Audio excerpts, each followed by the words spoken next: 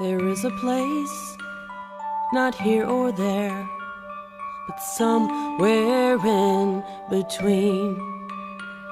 There is a space in the thin air that really can't be seen.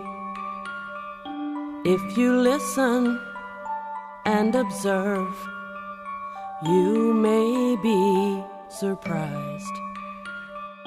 Some may call it Camelot or even paradise.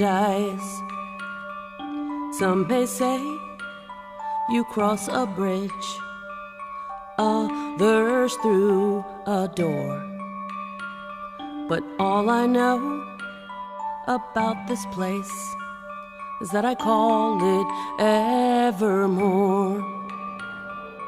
Evermore.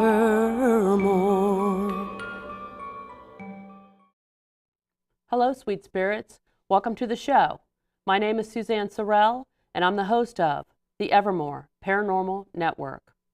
On this episode, we have the owner of Haunted Dream Meadows, Wendy Shugol, back to talk about some other paranormal activity in other buildings. So please welcome her to the show. Hi, Wendy. Hi, Suzanne. How are you? Oh, I'm fine. How about you? Real good, real good. Thank you for coming back and talking more. I mean, there's so much to say.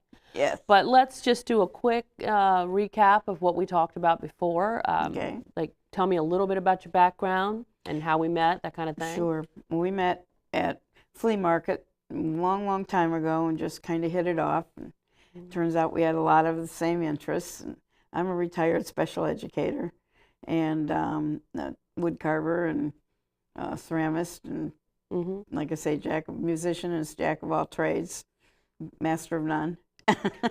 Well, I think you're a master of a lot of things. But you got the property in what year? I purchased it in February 2013. And tell the people just how beautiful this property is. It's 28 beautiful acres of hay fields, and I have a 7-stall barn and 4-car attached garage, 3 houses, and a swimming pool with a hot tub, natural pond loaded with fish, and 4.5 miles of trail no matter where you go, although that needs to be cleaned up, but so we can travel them. And this was a dream come true for you? Yes, it was a realization of a childhood dream. It was a foreclosure, and it fell into my lap, and definitely meant to be. And that's why you named it Dream Meadows. I named it Dream Meadows as a result of that. Now, what do you know a little of the history? Yes, it was originally a Native American settlement, and then there was a slaughter on the property prior to it becoming White Oak Plantation. It was White Oak Plantation until the end of the Civil War. It retained the name White Oak Farm up until probably the 1960s. And then it was Liberty Meadows Farm. Now it's Dream Meadows. So the first time you came on the show, we talked about the paranormal activity at the pool house. So you were talking about different kinds of music they were hearing, the tenants were hearing. Did you hear it too over there? Yes, I do. And usually as soon as I drive up the driveway, if it's present, I hear it immediately. I hear a lot of 1930s, 1940s big band. I rarely hear, more recent music. Most of it's big band and before that. You're a musician, though, too. Is that maybe why you're hearing that kind of music, or you don't play that kind? No, because we play all kinds of music. So. And you were saying there were shadows and a little girl that's a little spirit girl that's seen under the stairs there. Yes. So then we also talked about the carriage house and the things seen there. Yes. Can you just give me a quick recap? All kinds of animals are seen in there. Even now, my tenant just recently took a picture of a series of gold light that moved from her bedroom very slowly through her bedroom and into the kitchen and disappeared. She took another picture shortly thereafter, and there was my previous dog on one wall and what she thought was a farm dog on the other wall, and they were looking at each other. And those were both your previous dogs? Yeah. Deceased pets. So now that I know there's a lot of other stuff. You guys will have to watch the other episode to get more details about the pool house and the carriage house paranormal activity. But now we're going to talk about the barn. Okay. Tell me what goes on there. Oh my gosh, lots of stuff in the barn. My horse has the end stall, which butts up to the attached garage. She's got a big box stall. Her stall is never empty. She's constantly just bombarded by orbs. They're on her. They're around her. There's past horses, past dogs, past farm cats in her stall with her all the time. And there was recently an incident with her. She has always very readily come out of her stall when you could lead her out of her stall, across the aisleway and out the door to go out. And the same thing the next morning coming in when we're on summer turnout. She comes in the morning and could be led very nicely in through the barn door and across the aisle to her stall. And then there came a time where she didn't want anything to do with that aisleway, and she would lunge across the aisleway. And this went on for about a week and a half, when my tenant, who's my barn manager, and she's the one that's very sensitive and actually sees them, says there's a problem and I can't figure out what it is. Have you taken pictures up in the barn lately? And I said, no, I hadn't. That I had lost all my cameras. I had like 4 cameras and they were all gone. But I had just recently found one, so I would take pictures. I would go up during the day and take pictures.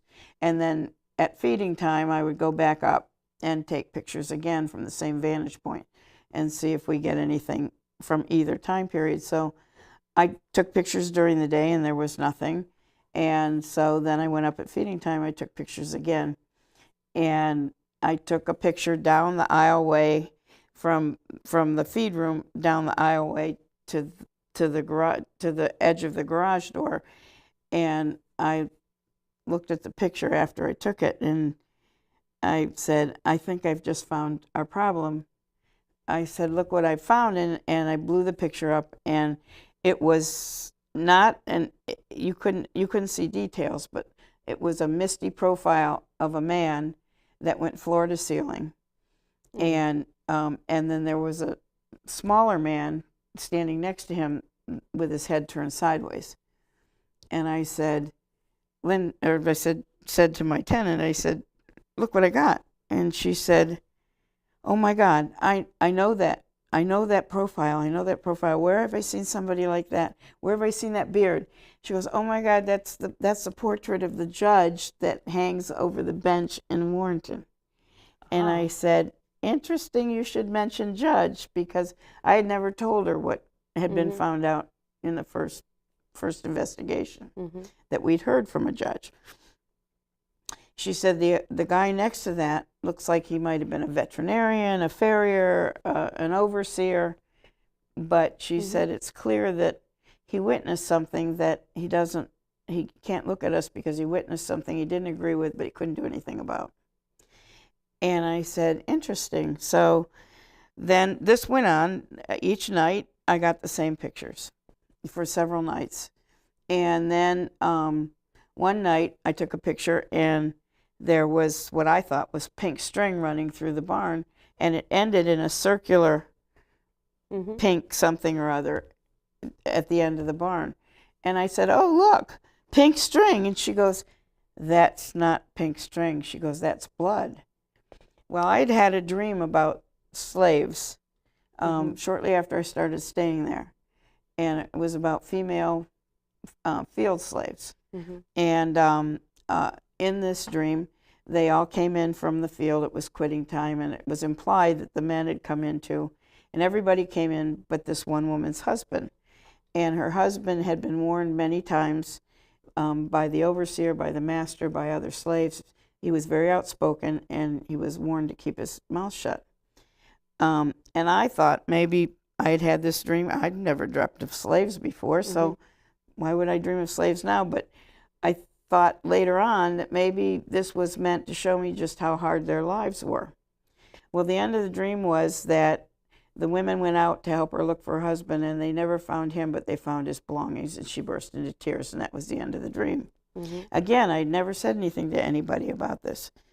And that's when my tenant said, I told her about the dream, and she goes, you know what, I think that may have really happened. I think that slave was beaten to death in this area. and he wants, and the judge wants forgiveness from us. And so I had to say to him, I understand you want forgiveness from us. I said, we can't forgive you. You're going to have to go back to those you did this to and ask for forgiveness. Mm-hmm. He disappeared from the barn. We never saw him again. Oh. However, he showed up in the woods. Okay, well, we'll come back and you can continue that story. We're going to take a quick break and we'll continue that story. Thank you.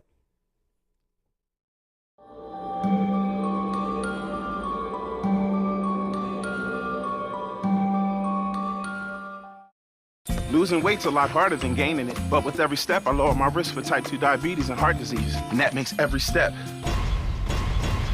very much worth the effort. Learn how you can help stop diabetes. Visit checkupamerica.org or call 1-800-DIABETES.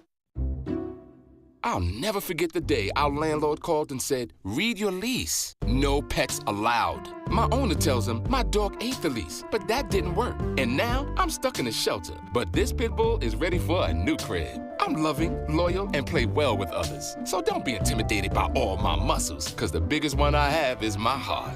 That's right, I said it.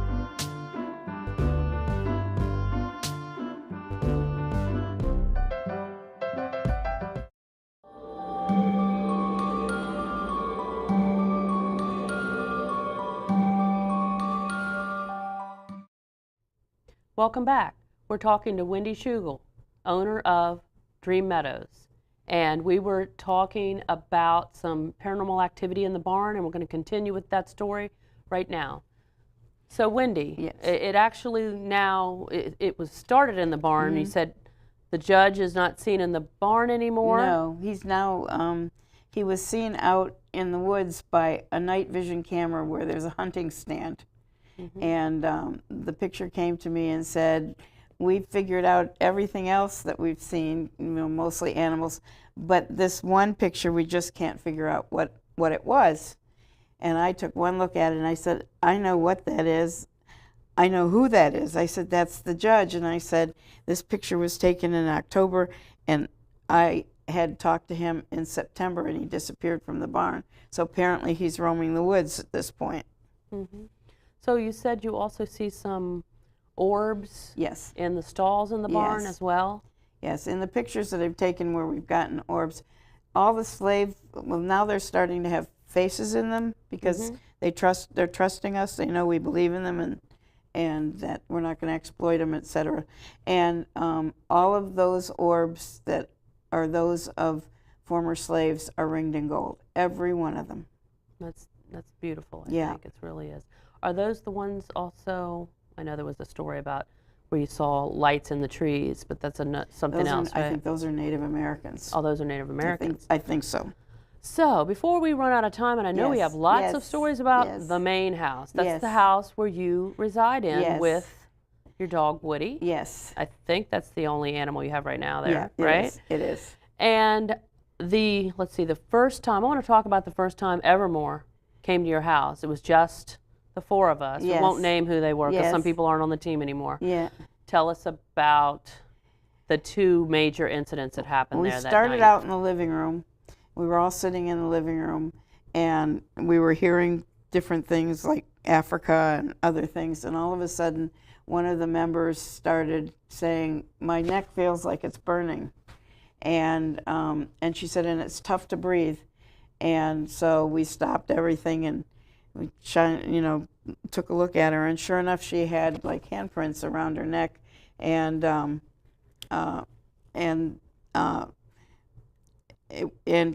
after we took care of her, we heard care, like the entity was interested that we were showing concern for her, which was very interesting. And then the word demon came out. That's what really scared us all. Yes, yes. Because we didn't know what was going on.